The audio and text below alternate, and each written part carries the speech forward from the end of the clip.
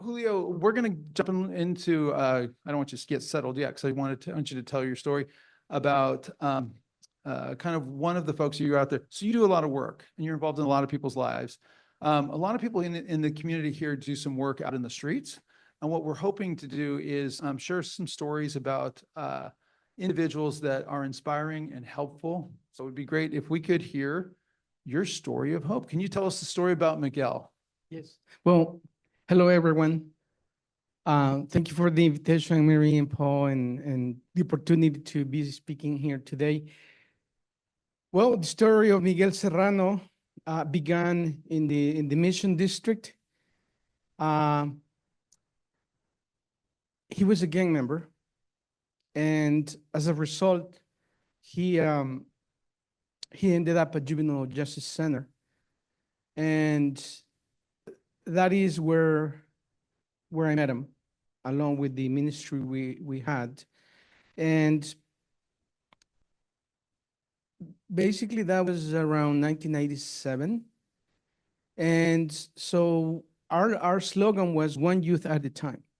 So the way our focus was not to outreach to a lot of kids or a lot of people, but to concentrate on small but successful.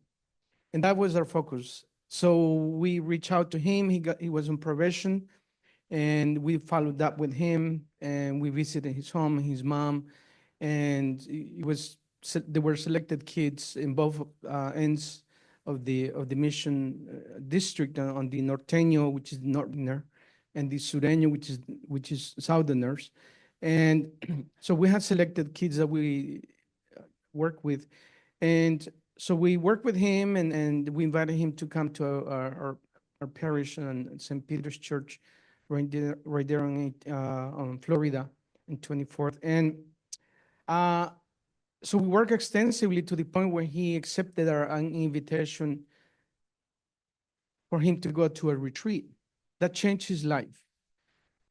And when he came out, the 3-day retreat, he had a different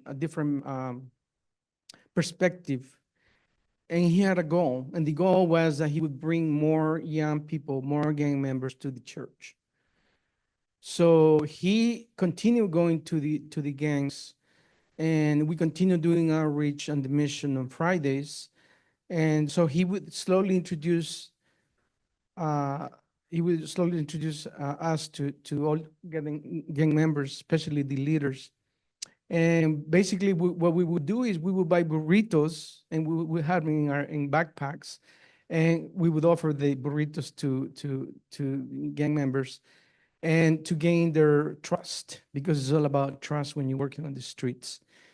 So eventually we would, let them know that we were gonna have a meeting with guitars and singing, kind of like a circle. And that became very popular. And so he was instrumental in beginning outreach with the gang members in the Norteño side. And unfortunately, he was planning a birthday for one of the gang members on Potrero and 25th, near the hospital, when he got shot in the heart. So that was devastating for us, because he was kind of, working with us in that capacity. At a very young age, he was, 18. And what resulted from that was that when we did the funeral, all the gang members came to the funeral, obviously, right? It was all red. And the mother, Esperanza, in her talk during the church in the cemetery, said that she did not want any revenge. So then some of the key leaders, agreed not to have a revenge, but they said they had no control of that. So unfortunately, another young person died almost 2 weeks after that. But the story in hope is that Esperanza became an active member of our ministry, and took our training and took the retreat, and became active for almost 18 years and went to speak to young people about nonviolence. So then when I formed a nonprofit, she became part of my nonprofit to create opportunities for young people coming out of the gangs. So Maria did something else too. Didn't she do a big public speaking at the event that we all went to? So part of the reentry conference is that restorative justice, for those of you that know the spectrum of the three pillars, victim, offender, community, we need to work with victims. And so this year, the survivor of homicide, guest speaker was Esperanza. And so she spoke in Spanish and with translation, basically about her story, which is similar to what I am sharing with you today. All right, so we're going to actually start the conversation, get to know you a little bit more. So have a seat real quick. We're just going to kind of engage in this conversation. So Julio, you were born in San Francisco, but you didn't always live in San Francisco. You want to tell us how that worked? Yeah, so I was, my father was a mechanic with the Salvadoran Air Force.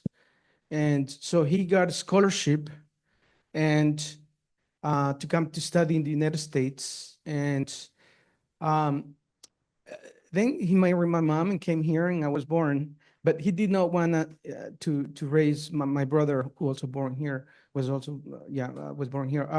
He did not want to raise us here, so he returned to El Salvador.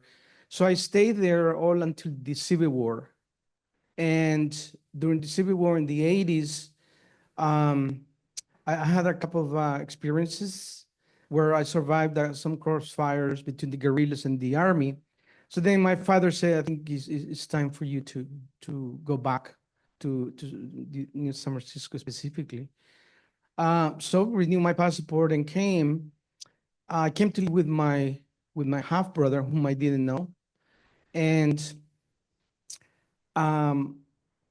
before I entered the United States, I was stopped by immigration because, first of all, I had a new passport.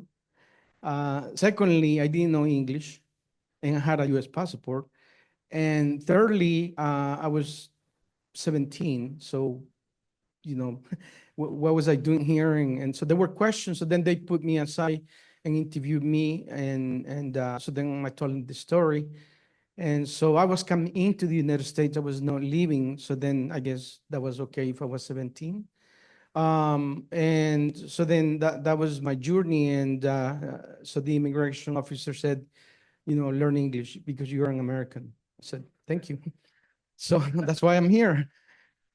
So you lived with your brother for a while, right? And you got a good job at the Gap that went for years. But what happened to your brother? Yeah, so he had, my dad denied him in the relationship that he had.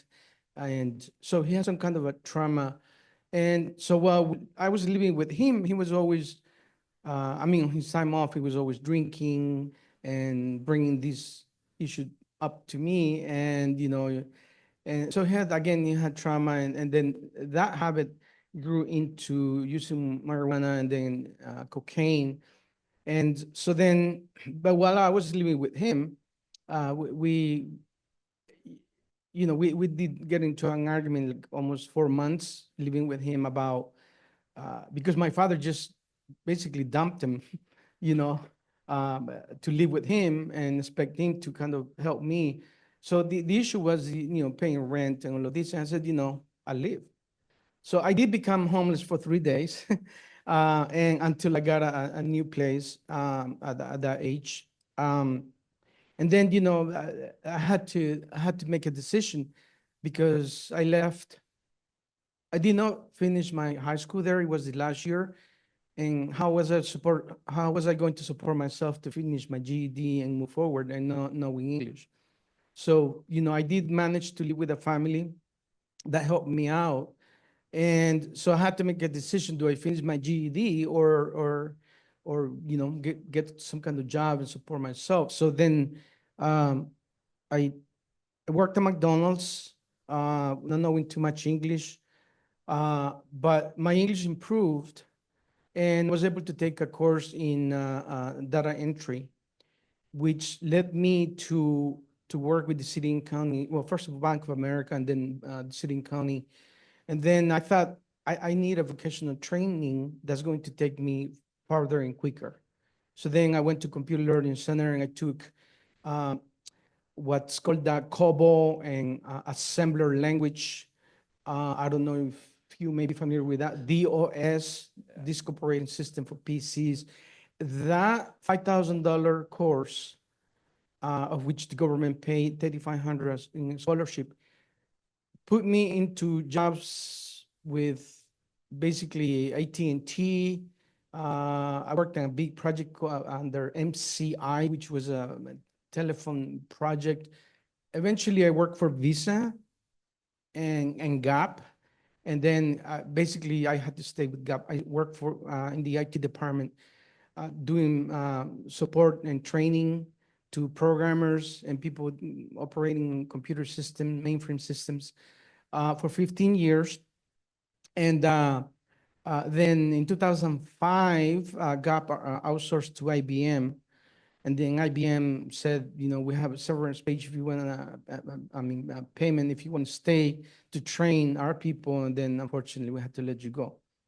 I said, okay, so I stayed for one more year. So all of this was happening back in 1995. My half brother, lost his life to an overdose of cocaine. And although, I had not spent a lot of time with him and all of this, he was still my brother. And he impacted me to the point where I needed to come back to the church, to the Catholic Church. And basically, that's what got me started in attending this retreat that Miguel attended prior, and that uncovered really my what I really wanted to do in my life and discover my purpose in life. So we were progressive people. My whole family in El Salvador was very progressive. So I did buy my home at age of 25. I was driving a Porsche. I got a second home, and that was the direction in which I was going. I did not really have any drinking habits or anything like that, but I was very workaholic and materialistic, I want to say, until this death happened. And that changed my perspective of what I wanted to do. So when I was laid off, I did not want to go back to corporate. I wanted to do some kind of work with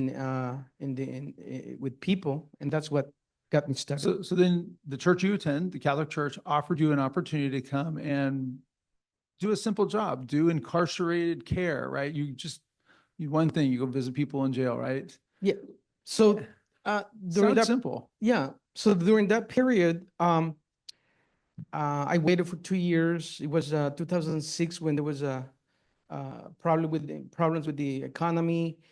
For some of you may recall that. So this opportunity came with the Archdiocese, and I had already been doing work in the mission, from 95 to 2005. So I had 10 years experience. And so then they hired me and said, you're in the Restorative Justice Ministry. What do we need to do? So when I looked at what the Archdiocese had, it was basically only detention ministry. And I said, well, first of all, if we want to be called Restorative Justice, we need to include victim services. So then we began with everything. So you started to expand that ministry. So it's now involves kind of a lot of stuff. So we expanded to all the, the whole San Francisco. The Archdiocese has Marin County, San Francisco, and San Mateo. So then we launched a new model with working with victims specifically. And then when people would come out, there was nothing for them. So then that's when I decided that we also need to develop a reentry ministry and offer opportunities for people as they came out so they would not come back and commit more crimes. So in doing so, we also developed, I also developed a parenting program that was still very effective. mostly in Spanish, to hopefully prevent the new generation from learning about and creating awareness about violence, drugs, and all of these. So you do a lot up here. I just was looking at your thing. So we're going to jump into a couple of those things. So we're going to have to stand up so you can point to a couple of the pictures here. So there's one thing that you guys do a lot, that you get a lot of press for, you get a lot of visibility for, because it's something that it's very unique in the city. You go to the sites whenever there's a murder, there's a loss of life in the city, and you bring closure, you celebrate the life of the individual. And you do a lot of work when the person is unidentified. You do a lot of background work to make sure you can try and connect people who are unidentified in the city with their family members far away. Do you want to kind of tell us a little bit about some of the pictures? Yeah, so we have, I'll give you the numbers first, and I have some stats there, but in the Bay Area, we have about 350 homicides a year. In San Francisco, it goes from 35 to 45. And San Mateo, maybe about 10 to 15, Marine, 1 or 0. But the other the 9 counties in the Bay Area basically have numbers like Santa Clara, San Jose, Alameda, and Oakland. I only oversee 3 counties, but what we do is, and we're part of the city's victim services, street violence prevention program. So when there is a homicide, basically I am informed. And there's a process and a timeline for what we do. First of all, we go and pray on the location of the homicide. Then we outreach with the family and offer grief and healing opportunities through either visiting home or inviting them to come to retreats where other families have lost their loved ones. And then we have follow-up, like going to the cemetery for birthdays. Like, you may not think that's important. This is very important because the loss of life has come to an end in a different way. So families do go, I do go to families to the cemetery on their birthdays, 1-year anniversaries, 5-year anniversaries, and so forth. So we built a ministry with leaders now that we developed with training. So some of the pictures you're seeing here are basically what we do. So there was a road rage, and a 21-year-old and his mom followed this other neighbor and shot him right on my neighborhood, a block and half away. And I heard the shots, and then like 10 minutes later, the police and then the ambulance. And of course, when the police comes first, it's bad, right?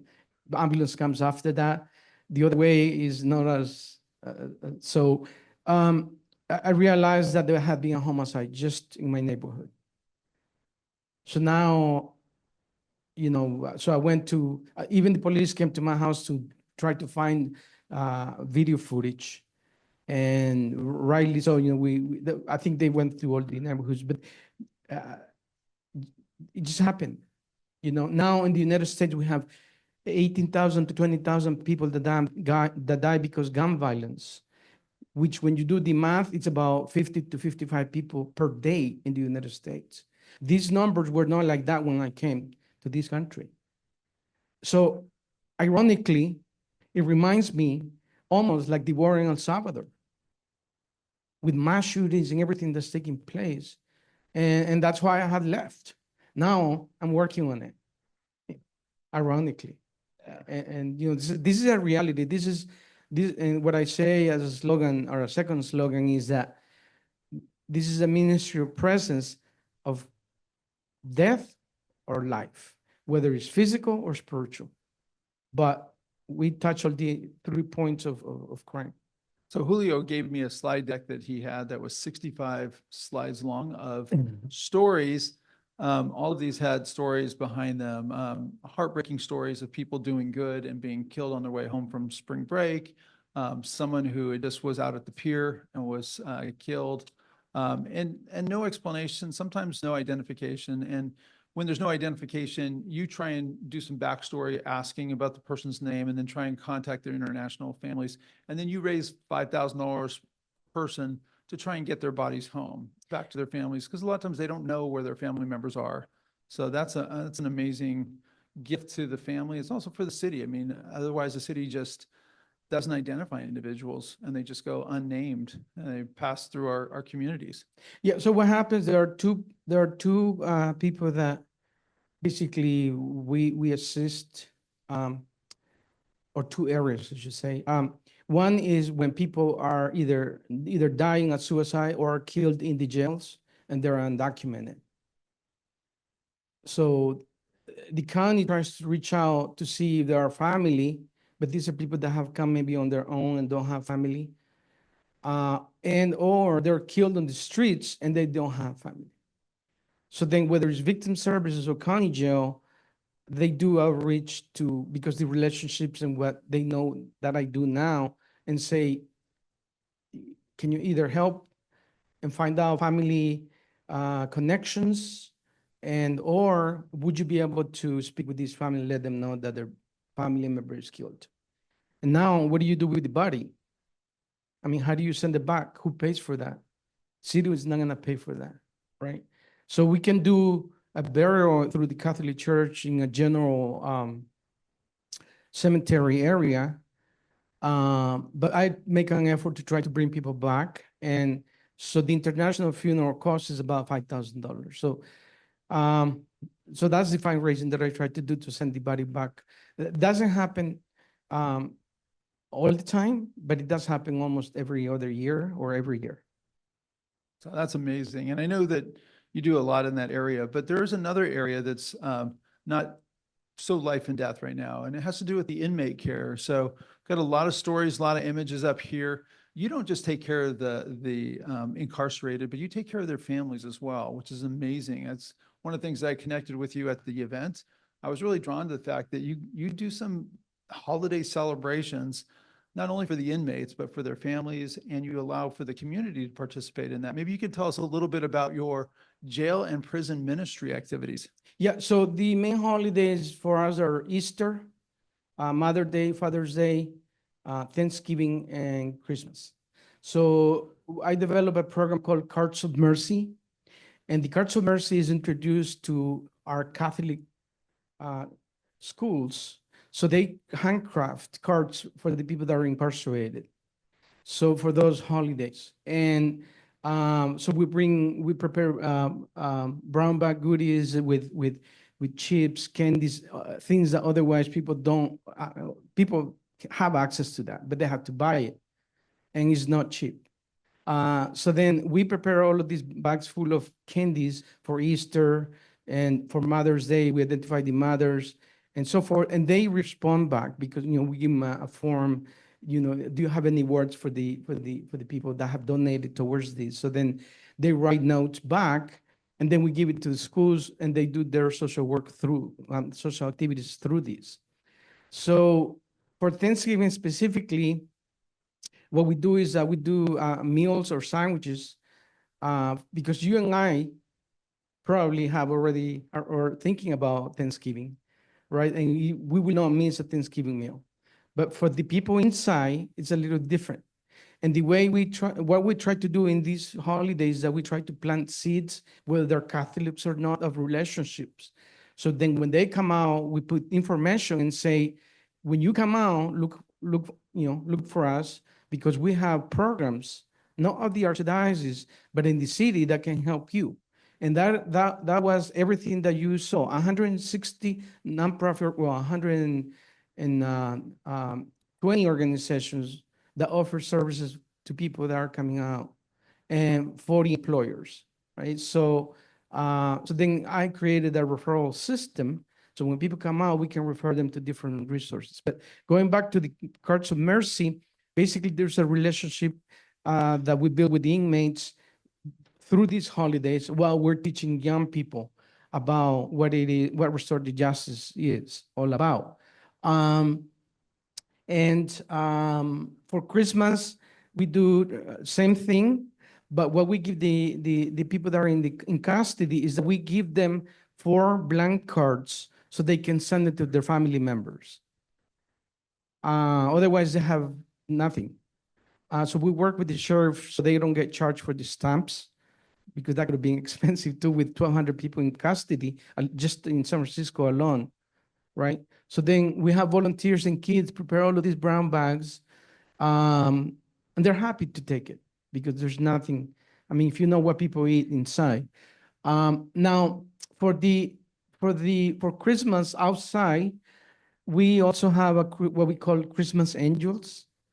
Christmas angels groups 3 family types. Families that have their family member in jail or in prison, as San Quentin, in the 3 counties. Children who have family members they've lost in a homicide, and domestic violence. These are the families that I teach parenting. And so then what we offer them is gifts as any other program, but it's very centralized and focused on these particular families, because we cannot possibly provide gifts for the whole city, and there's a lot of need. There are a lot of other programs, but we concentrate on these children in a vision of trying to bring hope to them. And if you attend, you will see the type of hope that these children enjoy. Because one time said, I think it was last year, wow, look, this is like Disneyland.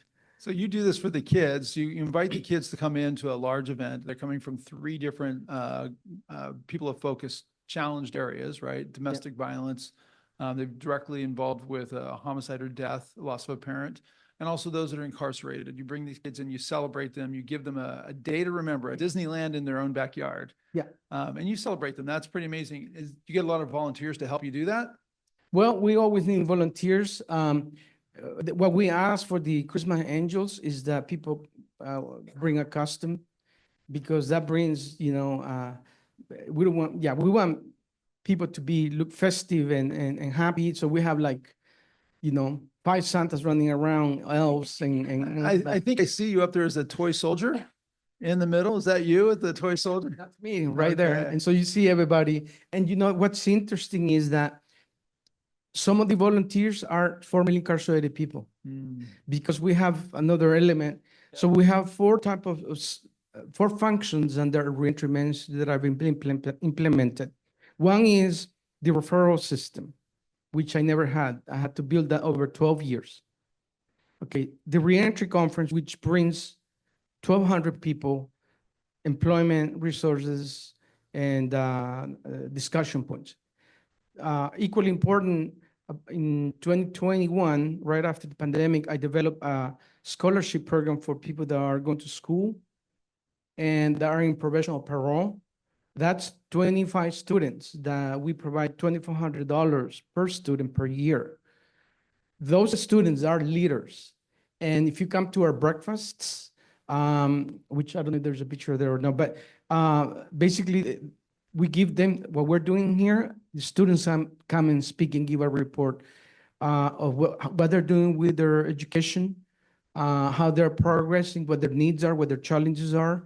And that's a community that they need, because otherwise people have spent 35, 40 years in prison. When they come out, some of the family members are no longer there, either because they have died or because basically family don't want nothing to do with this individual.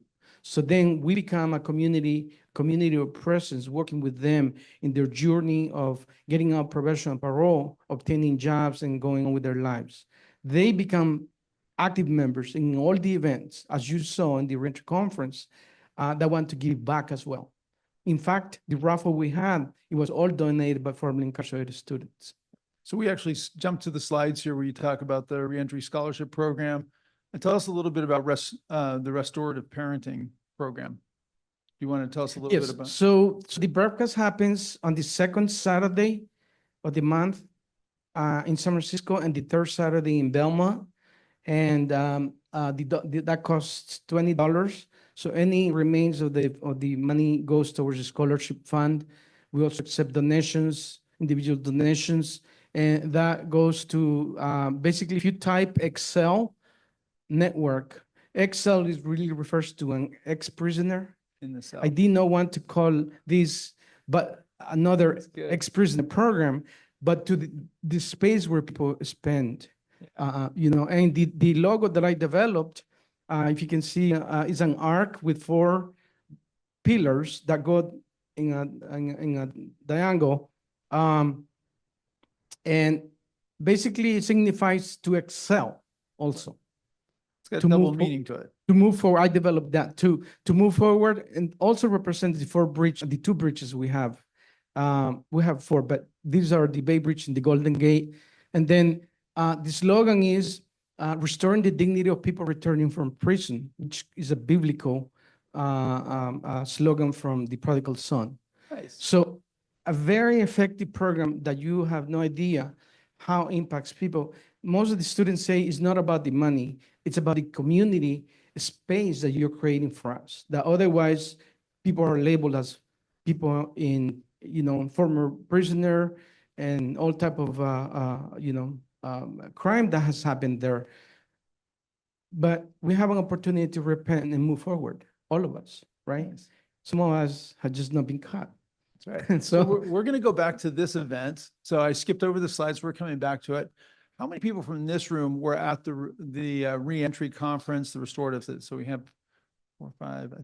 I know that we had Man to Man there. We had Love Never Fails there. We had IT Biz there. We had the restorative groups. We had, I think, 7 or 8 of our community groups that were all there, which was very amazing.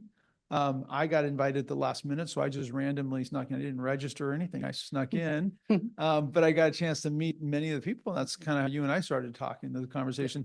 So this was a major event. I don't know, 500-600 people. No, we had 1,300 registrations, and not counting the people that got in without registering. But in actuality, it was about 1,175 that we counted electronically and manually that attended. That included 160 organizations. That's a lot. We basically have no more space, and we run out of food, and all the people that attended. And here are the spring. These are only the spring students that came this year to us. So multiply that $2,400. That's how much money I have to fundraise to provide. And then I have 10 more coming in January. So some of them, are going to graduate and not continue. Others are going to continue. But on average, it's 20 students that we have to continually doing fundraising. But it is, the decision to make a change in my life in 2005, 2006 has paid off. And there are no words that I can describe of the joy that I receive every day from the fruits of investment of these seeds that we plant in people. And no money can give you that. Because so basically people ask, when are you going to retire? I'm not going, this is my retirement. I'm enjoying my retirement.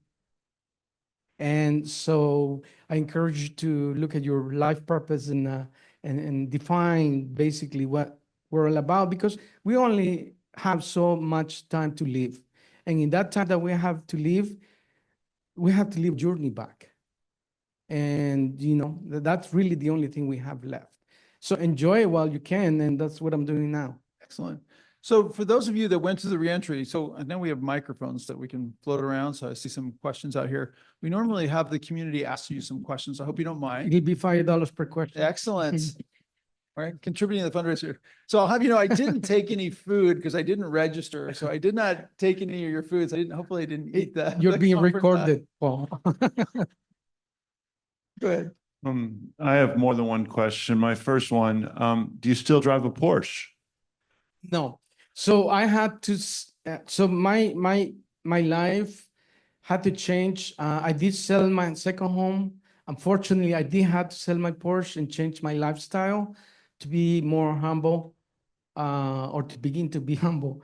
But again, all of that trade and not being so ambitious. And I think I would have had, my long-term goal was to really have get into real estate, and basically live off that, I would not trade it. I know I would have accomplished it, but I would not trade that for what I have now, because again, money cannot pay for joy that you receive, and that's personal. Yeah. Well, I'm personally That's thankful that you're here. beautiful, very inspiring. I love it. Yeah. So congratulations. It's very inspiring. Thank you, Tim. Yes. I have a question, like how well have you worked, and how do you see working in the future more with evangelical Christians? As I've worked my whole career kind of with evangelicals, and I know it's often difficult to bridge those gaps, but also when we do, beautiful things can happen.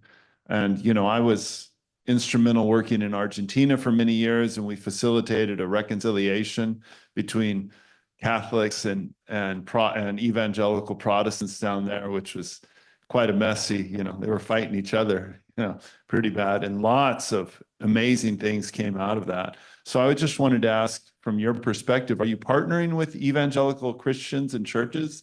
And Well, the most important part of the work is offering the services and opportunities to people in need.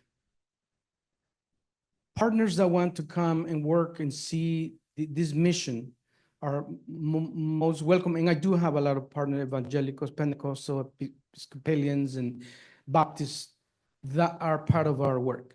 Outside, mostly. Inside is really about delivering the word of God, and that's all. Okay, if you want to follow, you can follow the Catholic Church. Now, it does not matter to my mission, because my mission is to support what people need. And I invite our brothers and sisters to join this effort, because if we as Christians are not united and demonstrate to the world that we're united, how can we be united if we Christians are not? So two stats. First, I saw your event. It was an amazing representation of the city services of many of the faith-based groups. I mean, you had everybody there from Salvation Army, Goodwill.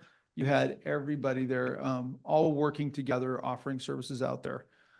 Also, when we talk about the prison population, I heard a stat that 1/3 of the participants in prison are baptized Catholics.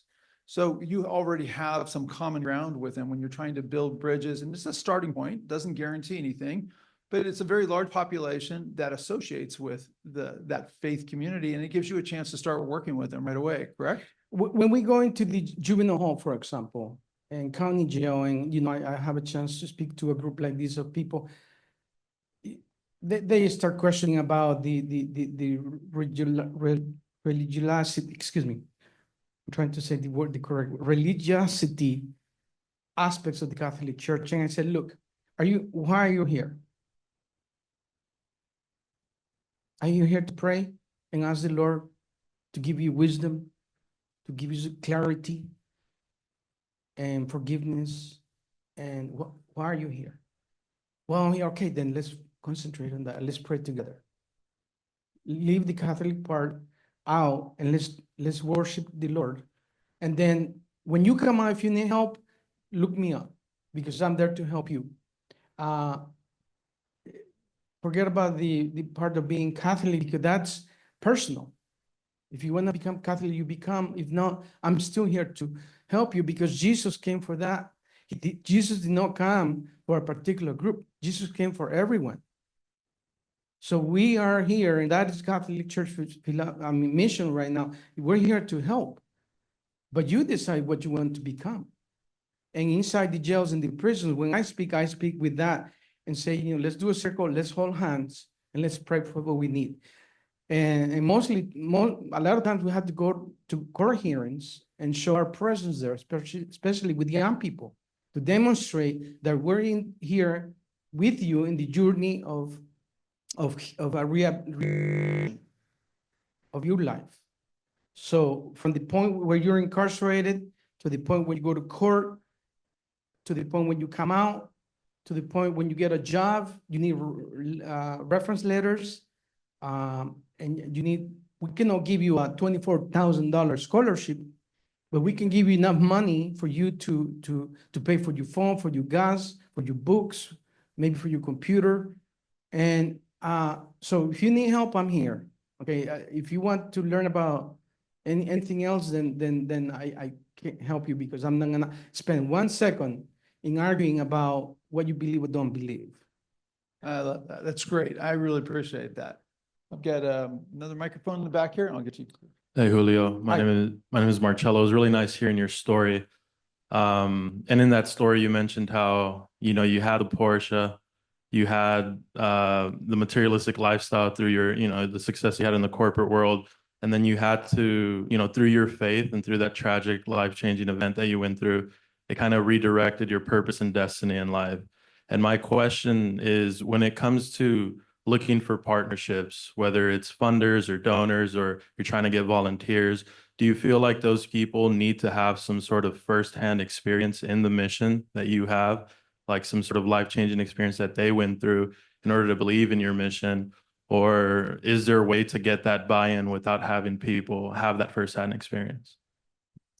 Well, the second part of the donors you're referring to are foundations, and they don't need to hear testimonials sometimes. They just look at the work that you are doing. Like right now, we're applying for some kind of foundation funding that hopefully will come towards the end of the year.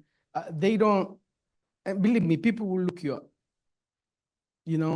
And what I invite everyone that is not part of the funding corporation that wants to donate is I invite you and every one of you to come with me this Thanksgiving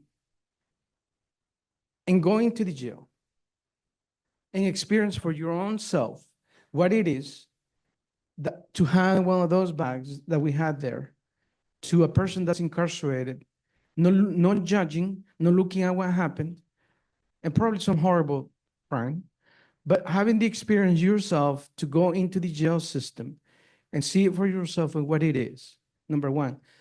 Number two, if you want to experience yourself the tragic loss of homicide, I invite you to come with me and pray on the street and be with that family at that moment when they're at the most vulnerable time of a person that you can be with, and there are no words. You don't have to say anything.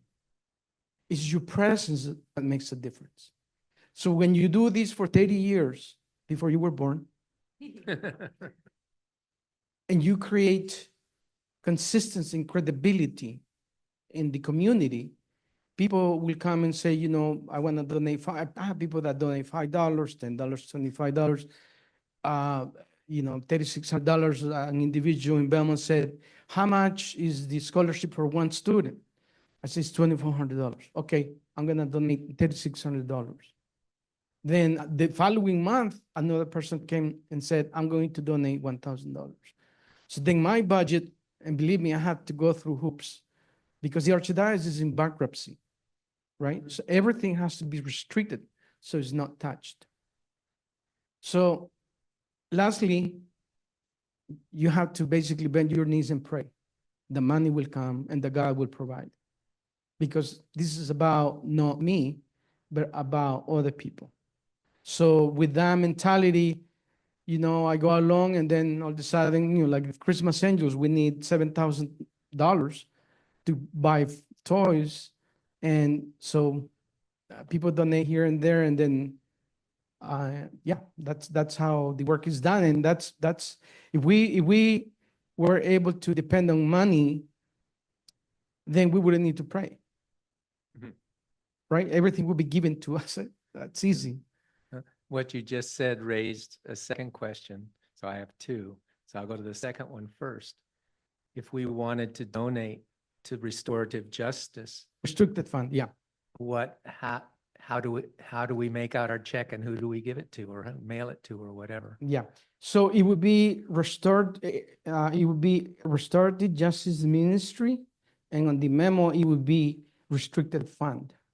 Because the auditors we're still in this bankruptcy situation, and so they go through the donations. If they're not restricted, then that we lose that. Okay. So it's specifically for this mission. Restricted and this fund. purpose. Yeah. Right. And I am in charge of managing that. So, yeah.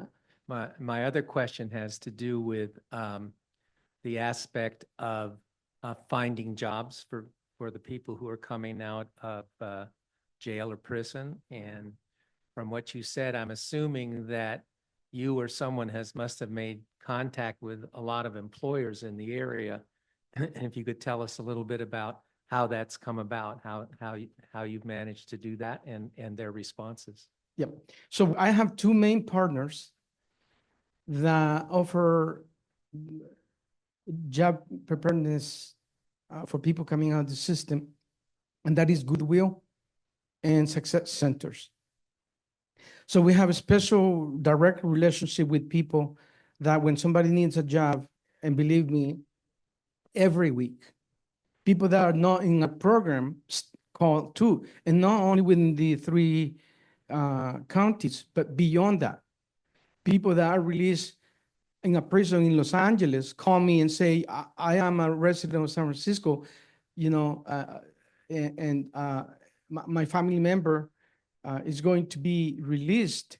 Can you, how can you help him when he comes out in San Francisco when he's in Los Angeles prison or jail? So this, well, send them my way. So then we have orientations for people and other resources that we can try to find jobs for them. The different. The challenge is for people that are undocumented, that have been in the system and they're going to be released. Because that's a little harder to say, you know, go here or go there. But even then, I think where people really try to find a job, there's an opportunity for people. And I think we'd like to help you. One of our action groups, our DAO, is our workforce development group. And we want to work closely with you to help develop the technology platforms to help you do your job better. That's great.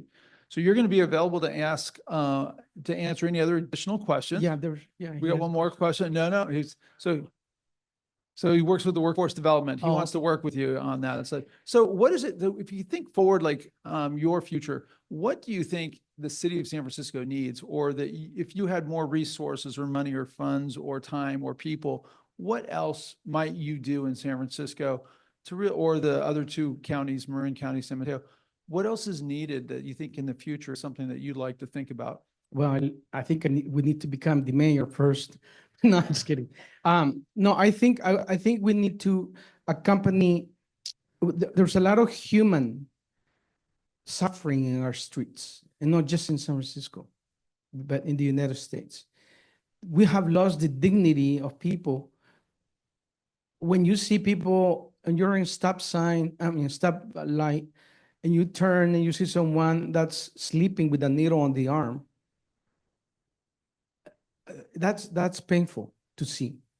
That's very painful. So I think what we need to do is we need to come together as a community and rescue these individuals that more likely have mental health issues and provide care for them in facilities. We need to develop large facilities and bring them and give them the care that they need.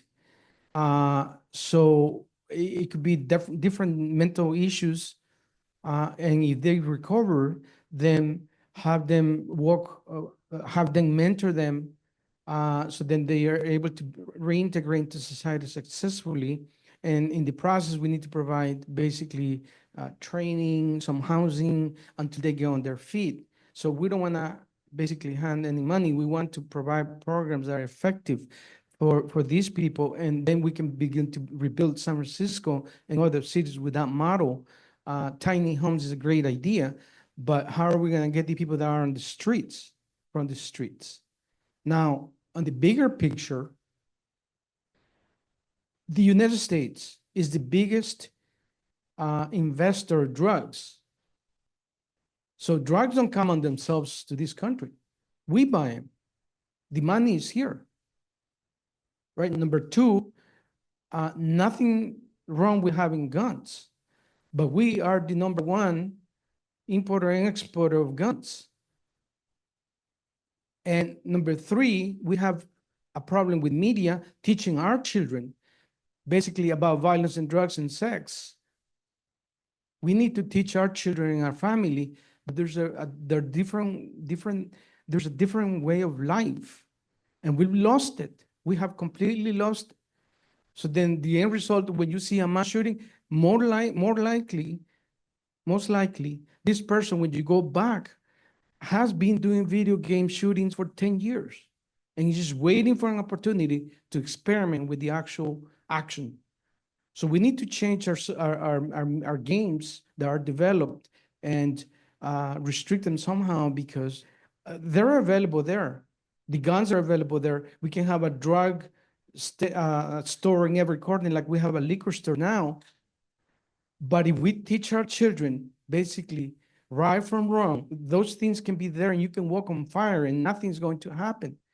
But we also have lost the family integrity, values, and faith is one of those that has been lost. So there are a lot of work to be done, and somebody's going to have to do it. So in my training, when I do training with the parents in Spanish, it's about that. How are you going to prepare your children to navigate with what's coming for them? Because otherwise, I'm going to see your child at juvenile hall. Oh my God, yes. And these are single moms with 3 or 4 kids. How do you care? I mean, I'm taking care right now of 2 kids, 2 months and a 2-year-old in my house, and what a joy.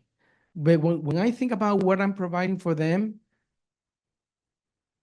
and imagine what it would be with other families that are exposed to violence and drugs and all of these things in their homes, it's saddening.